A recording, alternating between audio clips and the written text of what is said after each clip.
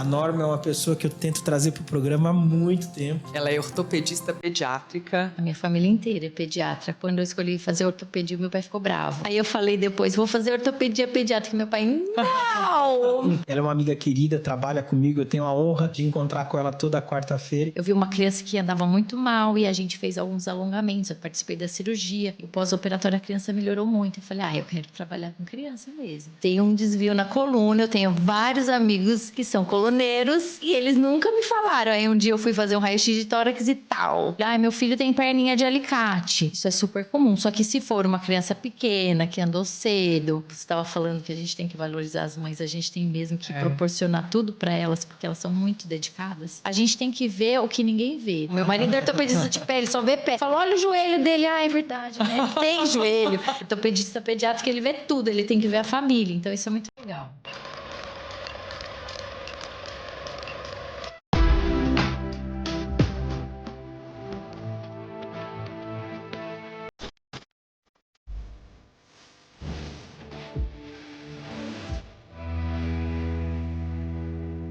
Olá!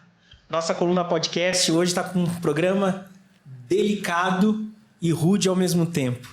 Apresenta pra gente essa mega convidada. Doutora Norma, ela é ortopedista pediátrica. Tudo bem? Tudo bem.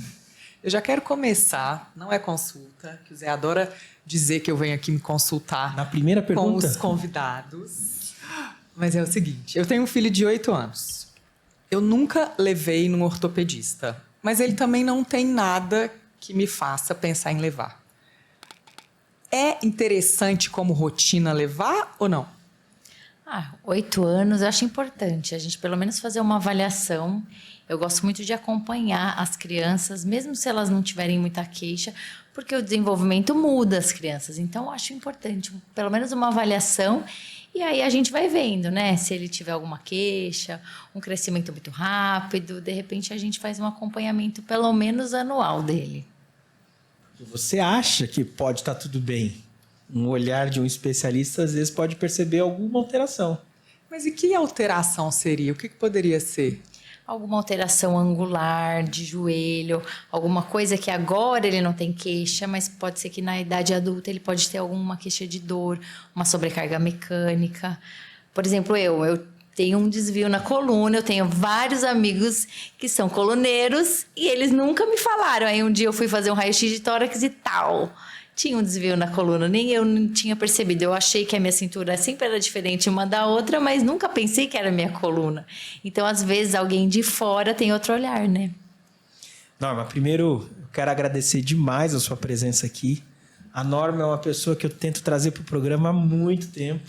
Ela é uma amiga querida, trabalha comigo, eu tenho a honra de encontrar com ela toda quarta-feira e é sempre um prazer atender próximo dela. A Norma é uma pessoa carinhosa, amorosa com seus pacientes. Então, assim, eu só vejo o paciente saindo do consultório com um sorriso no rosto. Então, obrigado pela disponibilidade. Ela não mora aqui perto, então ela mudou toda a agenda para estar aqui.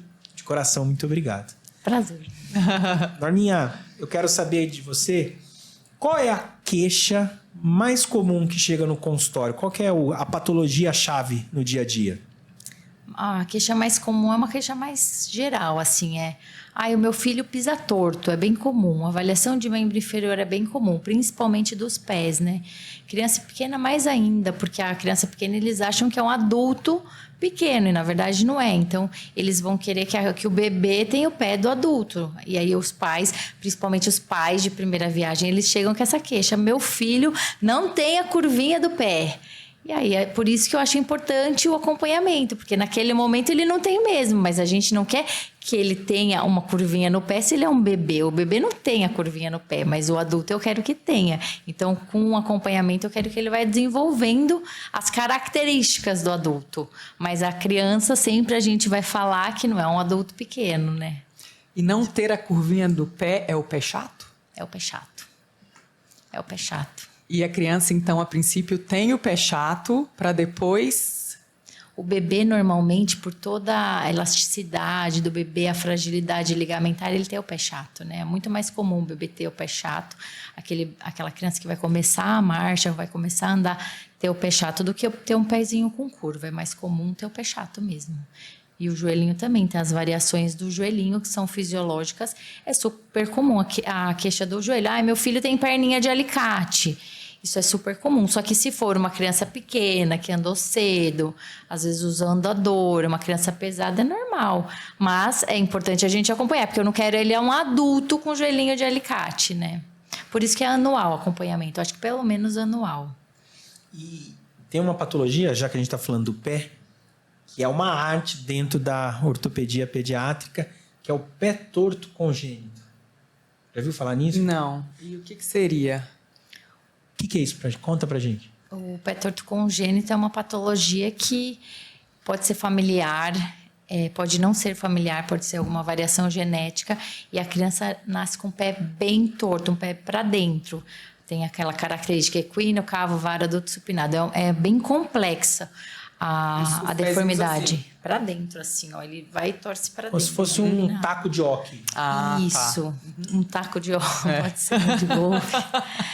E aí a criança, isso hoje em dia já é visto no pré-natal, né? No ultrassom morfológico, primeiro morfológico, segundo morfológico. Então, na maioria das vezes, quando a criança vai nascer, a mãe já sabe. Então, às vezes, não vou ver nem a criança, eu vou ver a mãe grávida e a mãe vem tirar as dúvidas, né?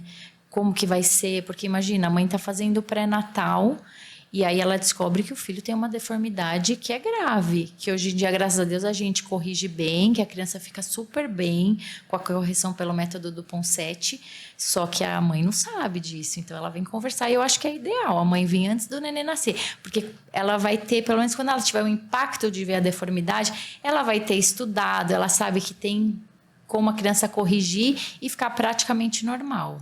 E como que é esse método de correção? O método de correção do Ponseti são gessos seriados. A gente troca gesso toda semana. É uma correção dinâmica. O gesso, ele vai corrigindo, a cada semana é um gesso diferente. A gente vai gradualmente corrigindo o pé com o gesso, porque ele é um pé duro. Então, o primeiro gesso é bem parecido com a deformidade. A gente tem todo um protocolo do primeiro gesso para correção da parte medial do pé. E aí, quantos gessos eu vou precisar? Depende da criança. A gente vai fazendo com calma. Às vezes eu paro, deixo a criança mamar. E tem criança que mexe muito, aí faz muito gesso. Tem criança que quebra o gesso. Tem família que tira antes. Então, não é uma receita de bolo. Eu não vou falar assim, eu corrijo esse pé com 8 gessos. Não, às vezes eu dou uma estimativa, mas a gente tem que ver com tratamento, né? É um paciente, é um bebê. É muito... Cada dia ele vai estar de um jeito. Mas a gente consegue corrigir o pé milagrosamente. É um tratamento que eu gosto de falar que é minha terapia. Porque cada semana o pé está muito melhor. E a família fica muito feliz e eu fico muito feliz. E aí o final, que antigamente a gente desmontava o pé para corrigir de uma forma cirúrgica, hoje é só um alongamento do tendão de Aquiles no final. É bem simples, que é a única correção que a gente não vai conseguir corrigir no gesso. Então, assim, se você acompanhar, é muito bonito esse tratamento. E a gente deixa a criança com o pé praticamente normal. Hoje tem estudos novos, assim, que mostra que jogadores de futebol tiveram pé torto congênito e foram corrigidos pelo método de Ponseti e jogam super bem. Que jogam legal. Praticamente normal, né? Se tudo for feito. Tem todo um acompanhamento depois. Tem que usar uma órtese até os 4 anos de idade. Mas se for feito tudo certinho, é um pé que vai ficar praticamente normal. Esse tratamento revolucionou a doença, né? Eu tenho uma história do pé torto congênito que é muito legal. Eu servi exército quando eu acabei a faculdade. E quando eu fui me apresentar para o comandante do batalhão que eu fui servir, ele perguntou a especialidade de nós médicos. E eu falei que eu seria ortopedista. Aí ele levantou a calça e mostrou o pé dele. Ele falou, ó, a ortopedia salvou minha vida. Ele nasceu com os 2 pés torto congênito. E ele falou, só sou coronel desse batalhão graças à ortopedia. E aí ele virou meu amigo ali. E eu tive um ano mais tranquilo no exército. E ele nem fez o Ponseti, né, Zé? Porque na época dele nem tinha, né? Exato. Ele passou por um tratamento muito mais oneroso, provavelmente. Né? E depois do gessinho, a tenotomia, a gente usa algumas órteses, não usa? Sim. A gente usa uma órtese de abdução que deixa o pezinho abertinho com um ferrinho no meio, que é a órtese de Dennis Brown. Aí, no começo, os 3 primeiros meses, a criança usa 23 horas por dia, vai praticamente tirar para tomar banho. e depois usa 14 horas por dia. Aí você fala, nossa, mas 14 horas? Sempre a mãe vai falar isso. Ele não vai andar, mas 14 horas é o tempo que ele tem que dormir, né? Sono, né? Então, você não precisa usar contínuo. Ele dorme 3 horas à tarde. Então, complementa com as 3 horas à tarde e usa à noite. Não vai atrapalhar a criança o desenvolvimento. A descrição em livro fala, a criança pode atrasar a marcha pelo tratamento. Mas, às vezes, não. Tem um monte de paciente que vai andar no tempo certo, mesmo usando a órtese, porque é praticamente noturna, né? Que é no sono. Então, não atrapalha nada o desenvolvimento. Mas os pais têm que aceitar, né? Faz muita diferença o pai aceitar a patologia e o tratamento, né? Mas concordar a com a maioria gente. aceita? Tem pais muito conscientes e tem pais que surpreendem a gente, mas tem pais que não mesmo? aceitam. Que dificultam o tratamento. Sim, que tudo é desculpa, sabe? Aí ele tava com tosse, aí ele deixou de usar 3 meses, aí o pai voltou. Aí você fala, mas meu Deus, não precisa disso. Assim, tudo é motivo para não usar. Mas assim, às vezes eu fico pensando, vou defendê-los, porque o pé fica muito bonito, fica corrigido. Aí é difícil você acreditar, você fala, mas tá bom assim, para que vai usar essa órtese? A órtese é para manter a correção, não é para corrigir mais, né? Então, talvez é isso, ele tá satisfeito, né? E aí, ficar pondo a avó atrapalha também, né? Que a avó vai falar, mas esse menino, coitado, vai dormir com esse negócio. Vai machucar. Vai machucar. Tem uma paciente que quebrou o iPhone novinho que ela tinha comprado, pegou o bebê, tava com o iPhone no colo, bateu e quebrou, assim. Então, é uma coisa assim que não é o comum do dia a dia, mas dá muito bem para você colocar na sua rotina. Tem criança que é uma gracinha, que a mãe conta que na hora de dormir, pega a órtese e entrega, mamãe, quero dormir. E aí entrega a órtese para pôr, porque tá na hora de dormir. Então, a aceitação é importante, né? Norma, a ideia do programa aqui é sempre levar informação para quem está em casa. Uma mensagem para uma mãe gestante que descobriu que o filhinho tem esse pé torto, que vai passar por esse tratamento. Qual que é o recado que você quer dar para essa mãe, assim, de forma geral? Acho que ela tem que acreditar no médico que ela escolheu para fazer o acompanhamento. Todo mundo meus colegas que fazem correção de pé torto congênito, todo mundo faz com muita boa vontade, com muita seriedade. Ninguém está fazendo exageros. Então, quando falar, preciso usar um tempo a mais da órtese, precisa fazer um gesso a mais, é porque precisa mesmo. A gente se coloca no lugar da mãe, a gente sabe que é difícil. Mas todo esse sacrifício que a família tem vale a pena, porque se você fizer tudo certinho, seu filho vai jogar bola, ele pode ser jogador de futebol, se você fizer tudo certinho. Mas se você ficar mudando de médico, se você não acreditar, se você adaptar da sua forma, a sua forma não é a melhor forma, não tem tantos estudos científicos, né? Esse método, ele foi adaptado. No começo, essa órtese não era por tanto tempo que usava. Aí foi vendo os estudos que no primeiro ano se recidivava quase 90% da deformidade. A gente foi vendo os estudos. Então, para chegar nos 4 anos, não foi assim, é a minha experiência pessoal. Não, são estudos. Então, acho que escolhe um médico que você tem empatia por ele, confia. Tudo que ele falar tem que fazer, porque ninguém faz pé torto congênito porque tá ali. Faz porque gosta mesmo, porque é muito legal fazer mesmo. A gente faz, tem um monte de colega que faz de graça, assim, faz pelo SUS, porque é a terapia mesmo. É muito legal ver o seu trabalho visualmente dando certo, né? Por que você escolheu a ortopedia pediátrica? Eu sou filha de pediatra, né? A minha família inteira é pediatra. Quando eu escolhi fazer ortopedia, meu pai ficou bravo. Falou, filha, você vai perder todo o seu raciocínio clínico, é isso mesmo que você quer? Eu falei, pai, eu gosto muito de cirurgia, muito de esporte, eu acho que combina muito comigo, mas filha, você vai esquecer tudo, ele falou. Aí eu lembro que na minha formatura eu entreguei meu esteto para minha irmã, que eu falei, não vou usar, mas nossa, ele ficou super chateado. Aí eu falei depois, vou fazer ortopedia pediátrica. Meu pai, não! Você já tá fazendo ortopedia, vai fazer pediátrica. Eu falei, pai, eu gosto muito das crianças. Ele, eu também. Mas as mães dão muito trabalho, filha. Mas não tinha como, assim. Eu tenho um professor da faculdade que me inspirou, que é o Dr. Fábio Pelus, trabalho com ele na CD. Hoje em dia a gente é colega de trabalho, isso é muito legal. E aí ele trabalhava lá em Santos, que foi onde eu fiz, com paralisia cerebral. Aí um dia eu fui acompanhar ele no ambulatório, eu vi uma criança que andava muito mal e a gente fez alguns alongamentos, eu participei da cirurgia e o pós-operatório a criança melhorou muito. Eu falei, eu quero trabalhar com criança mesmo. E se De preferência com paralisia cerebral, porque é muito legal, né? É uma criança que, assim, quem não está acostumado vai falar, vai ter que ser assim. Não, a gente tem que dar esperança. Às vezes não para andar, mas você tem que dar esperança para melhorar a qualidade de vida, né? Mas ele não vai andar, para que vai corrigir o pé? Para apoiar melhor na cadeira. Ele não vai andar, por que vai corrigir a coluna, né, Zé?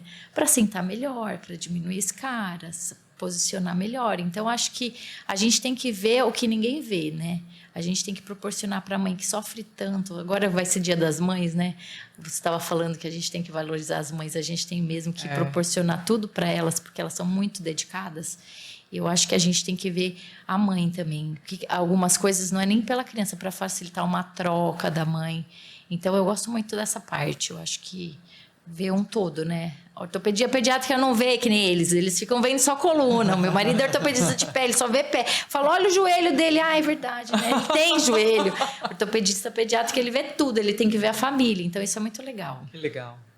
Teu pai tá orgulhoso desse raciocínio clínico que você não perdeu. Não, depois ele ficou feliz. Eu vou confessar que criança com paralisia, para mim, era a coisa mais difícil na residência de ortopedia. Eu tinha grandes referências, a doutora Patrícia Moreno e a Ellen Goiano. E são crianças extremas. É difícil estudar, é difícil entender. E as mães com paralisia são mães guerreiras, assim. Se tem um herói que não usa capa, é mãe de pacientes com paralisia. Elas pegam crianças pesadas, elas põem na maca, elas não têm dor nas costas, elas tiram, elas cuidam da criança. Então, é incrível. E o trabalho da pediatria, da ortopedia pediátrica, é isso, é dar qualidade de vida. Explica pra gente que vocês usam muito Botox, né? Para essas paralisia, tenotomia. Quando a gente tem que usar esses recursos, Norma? É que o paciente com paralisia cerebral, ele é muito espástico, né? E ele começa a dobrar tudo, principalmente se ele tiver alguma dor, por exemplo, uma luxação de quadril. O Botox, hoje quem faz mais são os fisiatras, né? É mais para relaxar a musculatura. Relaxar a musculatura melhora posicionamento, previne deformidade, melhora a dor. Então, o Botox é mais isso. Quando a deformidade é muito grande, o Botox não vai ajudar. Por exemplo, esticar um cotovelo, esticar um joelho ou um quadril que está querendo sair do lugar. Porque a espasticidade é tão grande que internamente ela puxa o quadril de uma forma que o quadril nasceu no lugar e ele sai. E aí a gente tem que indicar os alongamentos cirúrgicos e às vezes até correções ósseas, né? Isso tudo, aí você fala, mas para que você vai colocar um quadril no lugar de uma criança que não vai andar nunca? Porque o quadril fora do lugar vai doer um dia, né?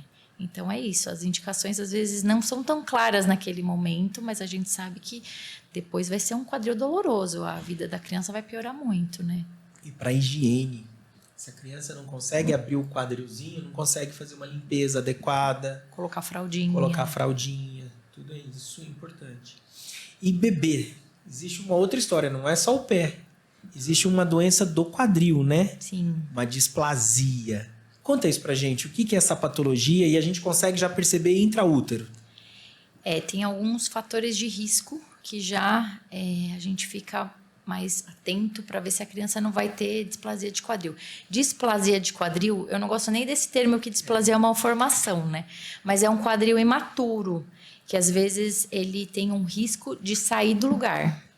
Porque com toda a formação da criança, ou porque ela tem uma história na família, ou porque ela é gerada principalmente, isso é muito forte, quando é gerada pélvica, que é gerada sentada, ou a maior parte da gestação a criança foi gerada pélvica.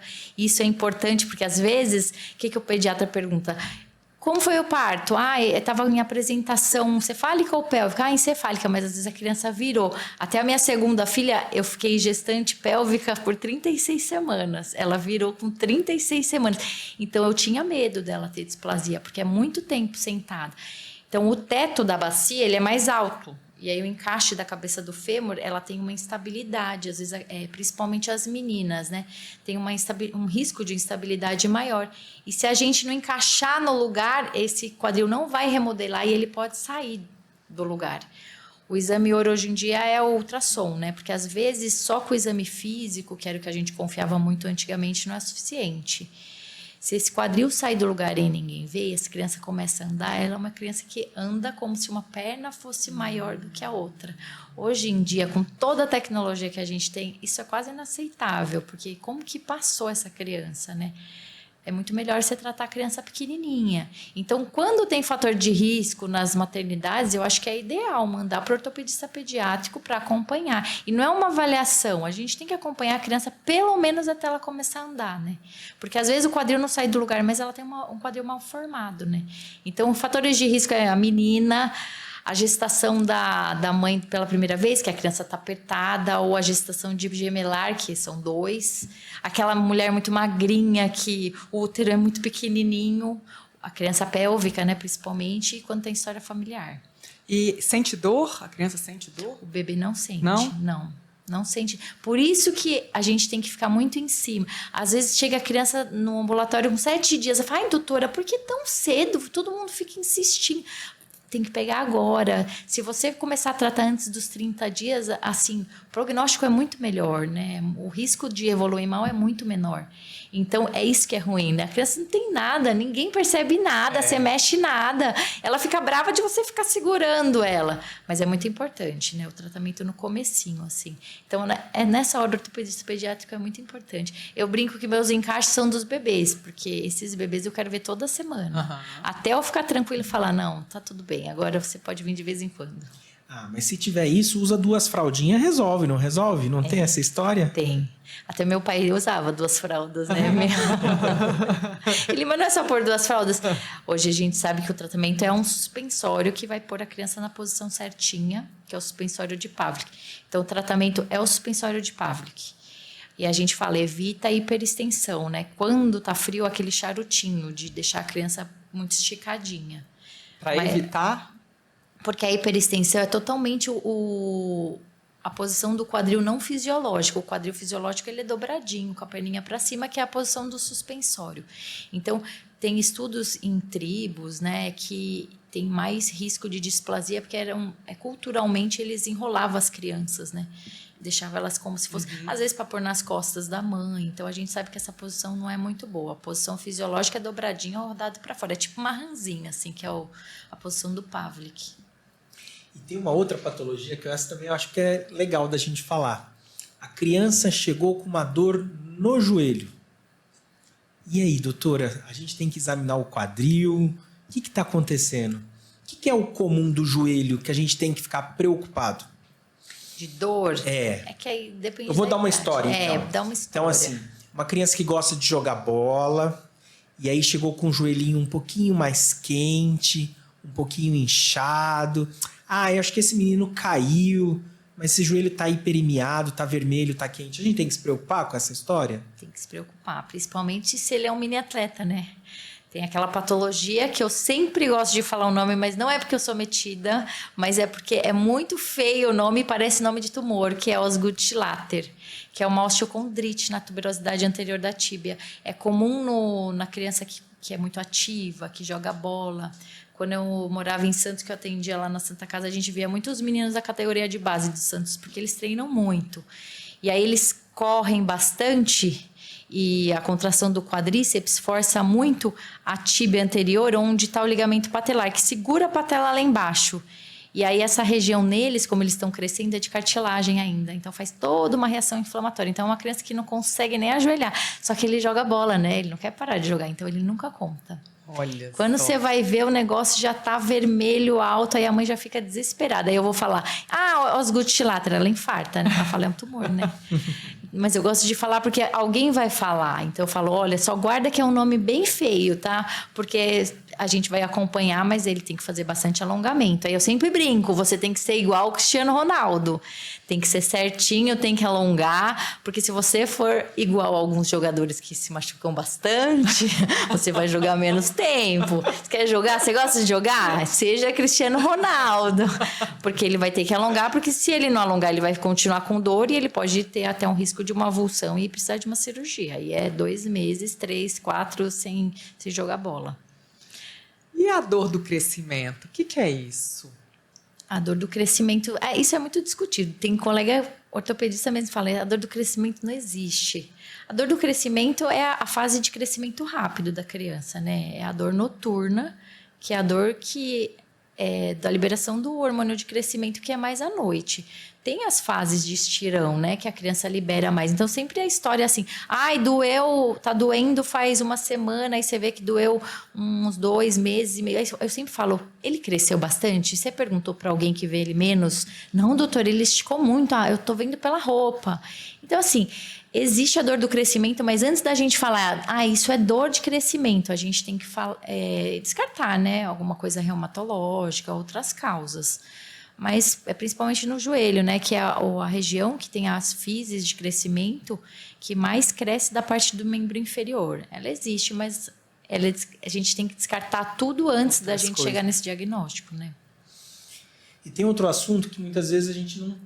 As pessoas que estão em casa às vezes não sabem. Criança que teve infecção de garganta começa a ter dor articular. Existe alguma correlação com isso? Principalmente a criança pequena, né? Sim. Às vezes na corrente sanguínea, articulações grandes que nem o joelho, o quadril, elas gostam bastante de ter reações inflamatórias, que são as sinovites, né? Isso são as crianças que ainda são imunossuprimidas, né? Crianças pequenas que não imunossuprimidas, mas que o sistema imunológico ainda não é tão competente. Então, é super comum, depois de uma gripe, um quadro viral, a criança, às vezes, ela faz um flexo de quadril, não consegue pisar.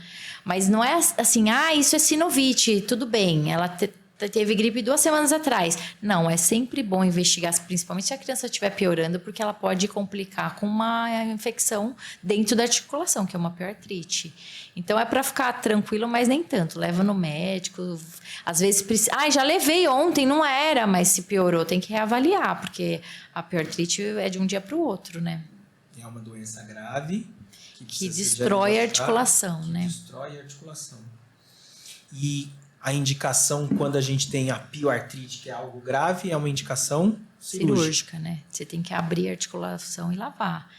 E rezar, porque o risco de ter sequela é grande, né? A gente levou uma bactéria para um lugar que não podia ter, que é um lugar de crescimento, um lugar que tem bastante cartilagem, uma articulação muito nobre para... E que tipo de sequela, assim?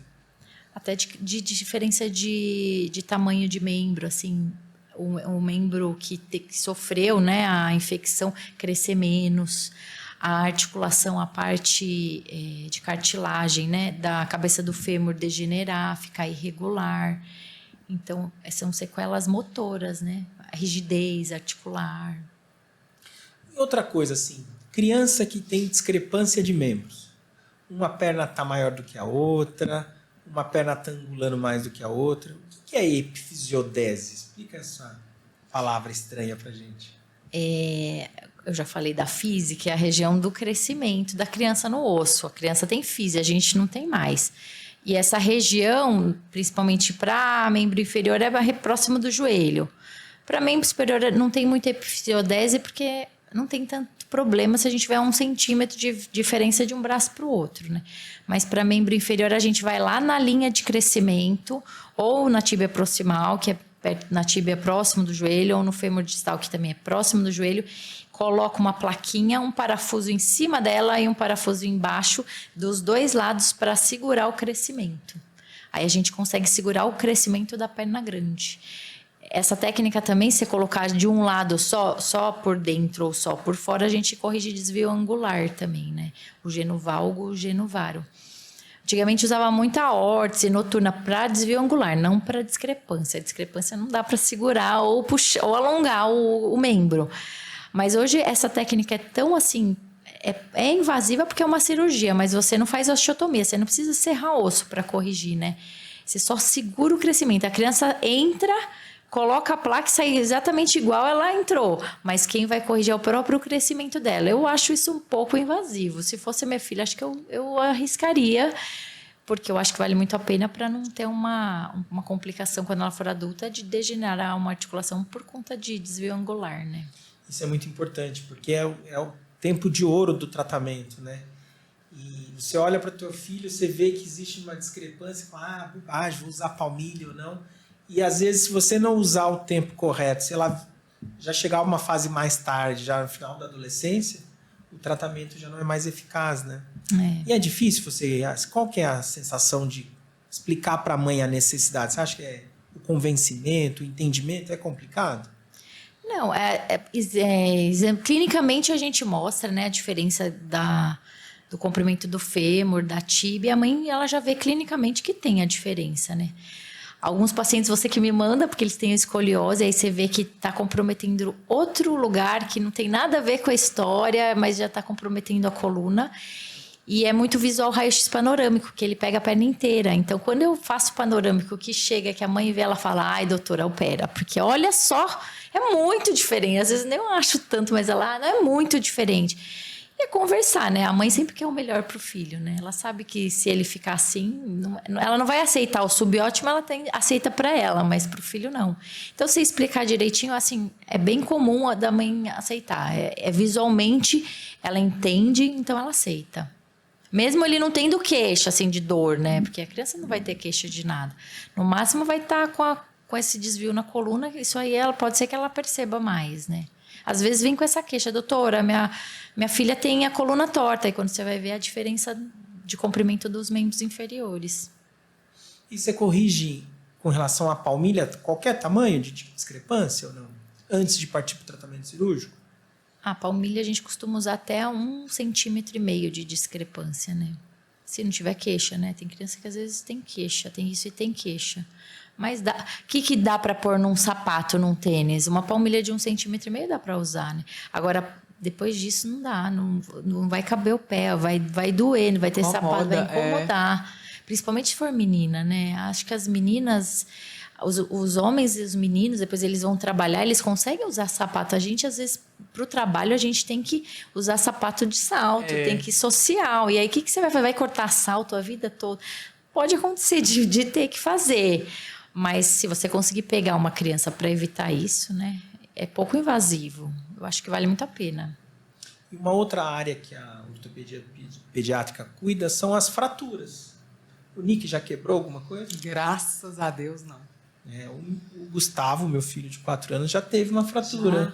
Jogando bola na quadra com os priminhos, ele levou uma bolada e fez uma fratura de toros. O que é a fratura de toros? O osso da criança é diferente do nosso, né? O nosso osso quebra igual um prato. Ele quebra e espedaça. Vai pedaço para cada lado. A criança não, ela amassa, né? É um amassadinho. A criança faz muito fratura de galho verde. Quando você pega um galho seco, a gente é galho seco. A gente quebra e separa. O galho verde não, ele deforma. Às vezes faz fratura que... você não vê uma fratura, você vê o osso deformado, né? Porque é mais cartilaginoso. Então, às vezes, é difícil. Eu defendo muito colega que faz adulto. Fala, doutora, tá morrendo de dor, eu passei no pronto-socorro. Mas é porque é difícil, a gente tá mais acostumado. Quem não tá acostumado, às vezes, até ortopedista é difícil de enxergar a fratura, porque é diferente, né? Qual que é a fratura mais desafiadora da criança, Norma, no dia a dia, assim? Tem alguma que você fala, puxa, essa fratura é cotovelo, São as articulares, né? Fratura de cotovelo e membro superior... O membro inferior, o comprimento é muito importante manter igual. Agora, membro superior, a gente usa muito braço. Se você ficar com limitação de movimento, isso daí te atrapalha. Se for de um dedo, já atrapalha. Então, todas as fraturas articulares, elas são desafiadoras. Cotovelo é muito desafiador, porque ele é mais comum, né? E o cotovelo tem 3 ossos, né? E eles são mal encaixados ainda. E mesmo quando for adulto, por exemplo, prótese de joelho, prótese de quadril, é super bom. Tirando que elas duram um pouco tempo, assim, se a pessoa for nova, mas elas funcionalmente são ótimas. Agora, prótese de ombro, prótese de cotovelo é a última instância, é salvamento, assim. Não tem mais nada para fazer. Então, a gente não tem material, né? Porque são articulações difíceis, né? Porque elas têm um movimento amplo. Então, acho que cotovelo e ombro são desafiadoras, mas as de coluna também, ainda bem que eu não opero, né? Aí eu passo para você. Chega muita escoliose no teu ambulatório? Chega. Como é que é isso? Chega. Acho que chega antes para mim do que para você, né? Sim. Porque eles Tem outros países que quem faz a coluna é ortopedista pediátrico, né? Eu já fiz alguns congressos fora e tinha aula de coluna. Aqui no Brasil a gente não tem formação, né? Se quiser fazer coluna vai ter que fazer separado, né? Mas a mãe vai procurar quem cuida de criança, né? Como eles são muito ocupados, quando é leve assim eu até acompanho um pouco, mas quando eu vejo que eu não vou operar, então eu falo, se complicar, eu não vou entregar o paciente na hora de operar. Então, a gente acompanha junto, né, Zé? Eu nunca deixo a criança sozinha, porque às vezes ela vai aparecer outra queixa, né? Mas a gente acompanha junto. A tia Norma vai com a criança até o final. E aí ela te passa os casos. Sim. Entendi. E vocês fazem juntos. Sim. E existe uma outra lesãozinha que é comum, não é muito conhecida, e a criança sofre até cair na mão do ortopedista. Principalmente, isso é uma coisa de urgência, que é a pronação dolorosa. O que é a pronação dolorosa? Explica para a Gisele. É quando você vai levantar seu filho pelo braço, sabe? Que pai não gosta de fazer isso, né? Às vezes é de brincadeira, você vai fazer balança-caixão, né? Não é que você é mal. Porque os pais, eles chegam, às vezes, contando história que não é verdade, porque eles ficam com vergonha. E não é. Não fez nada de errado. Ele só... Às vezes a criança ia cair. Tem criança que faz sozinha, que ela vai segurar no sofá e cai, né? Mas aí a hiperextensão tem um ligamento na cabeça do rádio que ela sai do lugar. Ele abraça a cabeça do rádio. Aí a criança não consegue nem esticar, nem dobrar. Ele fica quietinho. A cabeça do rádio mostra pra gente onde é. Aqui é o rádio, e a cabeça do rádio está mais ou menos aqui, ó. Isso. E aí a criança não consegue nem esticar nem dobrar. Não fica muito inchado, porque na hora você já vê que tem alguma coisa errada. Aí eles chegam, criança quietinha. E não dói muito? Para mexer, dói. Dói demais. Se você não mexer, até que a criança... Tem criança que fica, às vezes, 2 dias. E aí a mãe percebe, fala, ele tá tão quietinho desse braço... Aí você vai saber da história e falar, provavelmente é uma pronação dolorosa. Aí a manobra de redução é muito fácil. Você prona e flat, assim, né? E aí o Zé faz, né? Sente o estalinho. E aí aí melhora na hora. E a mãe fala, mas só isso? Não é. Era só isso? É uma patologia que a mãe acha que o ortopedista é meio bruxo, né? Nesse sentido. Mágica. Porque principalmente assim... Um serviço que tem primeiro um atendimento de UPA e aí é referenciado para um outro serviço. Então não tem ortopedista em todos os lugares, no interior do Brasil, essas coisas. Então a criança chega chorando com o bracinho sem poder esticar e se mexe o bracinho, ela está desesperada. Uhum. Ela é atendida pelo pediatra, que pede raio-x do braço inteiro, geralmente, e aí não vê nada, não consegue identificar, encaminha para ortopedia. Essa criança ficou quanto tempo com essa dor? Sim. Horas, às vezes, tadinha, chorando. Sim. Aí chega, a mãe conta como que foi a história, faz a manobra, é imediata a redução, você sente o ressalto. E aí você fala assim pra mãe, dá uma voltinha com o teu filho. Sim. E ele... Só pra não falar pra ela ir embora, pra ela não acreditar, né? Aí ela volta, o que o senhor fez, doutor? O meu filho teve isso em casa e a minha sogra me ligou, eu tava dirigindo. Ele tá chorando e tal. Liguei por vídeo, olhei o bracinho. Falei, você vai fazer assim, põe o dedinho na cabeça do rádio. Expliquei por vídeo, carro parado. Sentiu um estralinho. Vê se ele tá mexendo. Pronto, reduziu. Então, é uma coisa simples que eu acho que é importante falar, né? Sim. Então, a gente não pode puxar a criança pelo braço. Deve-se evitar. Mais alto, aí você pega ela aqui pelo tronco, é bom evitar, né? Essas brincadeiras, às vezes, vai pular poça. É verdade. Eu sei que não é maldade, né? Mas é bom evitar. Tenta pegar pelo tronco, assim. E no seu dia a dia cirúrgico? Hoje, qual que é a patologia que você mais tem operado, Norma? O que você mais gosta de operar? Nossa, isso aqui é uma coisa que você gosta. Tem alguma coisa mais específica? Agora eu voltei para CD, né? Eu me formei na CD, que eu fiz ortopedia pediátrica lá. Na época, eles não estavam contratando, então a gente foi pro ABC, né? Para tocar a vida. E aí agora, depois de 2 gestações, eles me chamaram de volta, eu fiquei super feliz. E aí o paciente ACD é o paciente grave, né? Paralisia cerebral, o paciente com artrogripose. Como eu fiquei 2 anos na CD, é o meu paciente confortável. Quando eu saí da CD, assim, as patologias mais comuns para mim eram um bicho de 7 cabeças, fraturas. Eu falava, meu Deus, eu posso reconstruir um quadril e eu tô com medo de fazer um punho, uma fratura de punho. Mas depois você vai. Até que foi bom esses 10 anos, porque eu acho que a gente tem que fazer o básico também, o comum, né?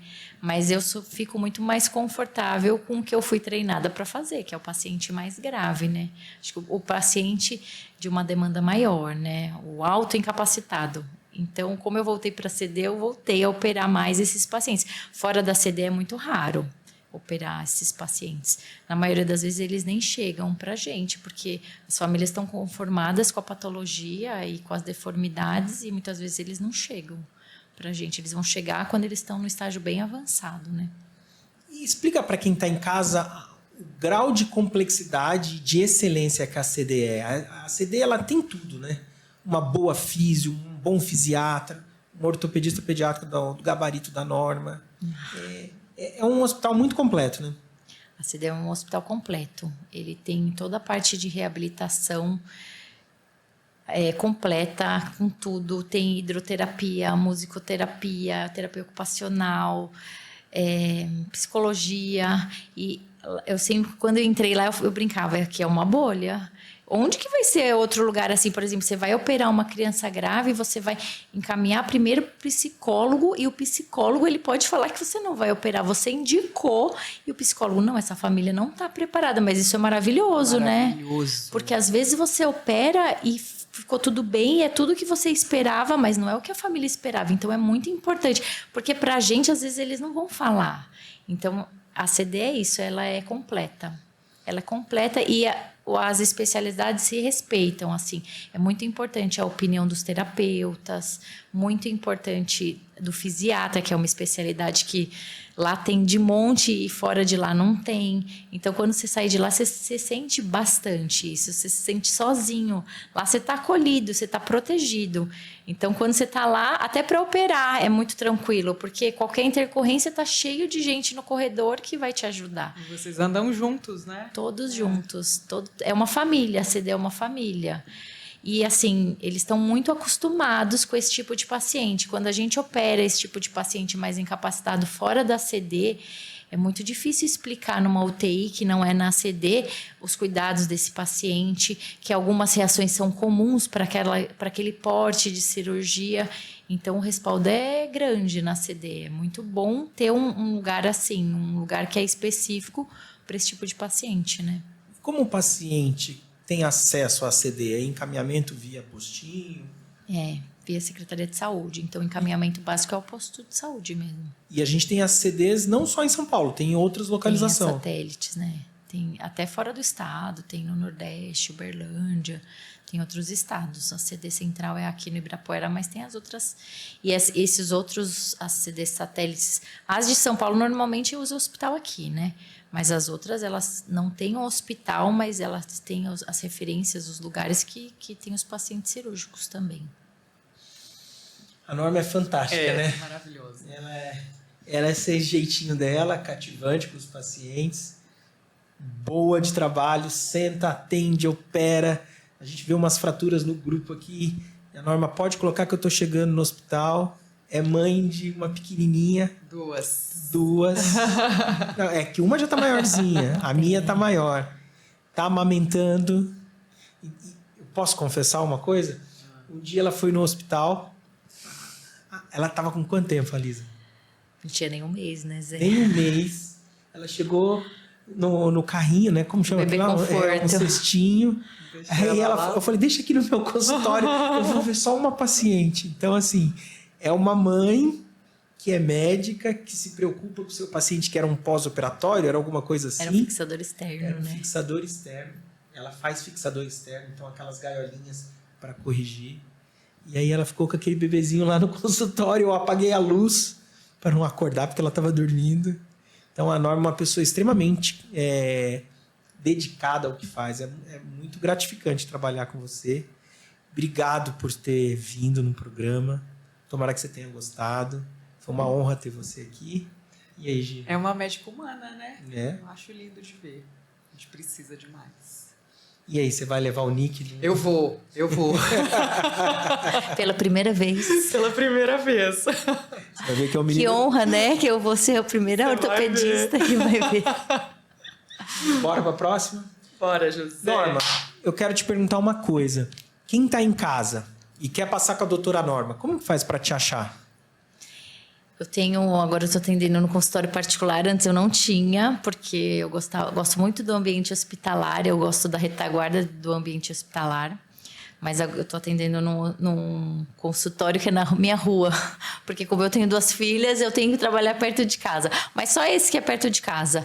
Ou eu tenho alguns ambulatórios hospitalares que atendem convênio, que é onde a gente atende junto no Hospital Ribeirão e no Hospital Brasil. Mas tem rede social, site, telefone, como te localiza? Tem telefone, depois eu te passo do Tá bom, do e eu consultório. deixo na descrição debaixo do programa. Sim, na clínica lá em Santo André. Na CD eu só atendo SUS, né? Então são todos pacientes encaminhados via Secretaria de Saúde. Mas no ABC estamos aí. Norma, obrigado. Obrigada a você pelo convite. O Zé sabe que eu tenho super bloqueio, assim, de falar, porque eu acho que, não sei, não combina muito comigo, mas foi muito legal, me senti muito à vontade. Não, Obrigada. Combinou. Vamos para a próxima. Então. Vamos para a próxima. Bora, José. Nossa coluna teve a honra de ter a doutora Norma, uma ortopedista nata, forte, que trata fraturas graves, patologias importantes. Se você tem um filho, se você tem um neto que nunca passou com um ortopedista pediátrico, é importante. A medicina tem que ser preventiva. Observar uma deformidade, observar alguma coisa que, aos nossos olhos, que não está acostumado com a doença, pode ser uma bobagem, isso aí vai melhorar. Mas isso pode refletir no futuro, na vida dele lá na frente. Então é importante avaliar, entender o que está acontecendo, observar sinais graves. A gente falou de uma coisa que é a infecção, as infecções articulares. Então não vamos deixar passar, vamos levar essa informação para quem está em casa e precisa ouvir e vamos embora para o próximo programa. Foi uma honra ter você, Norma. Muito obrigado. Obrigada.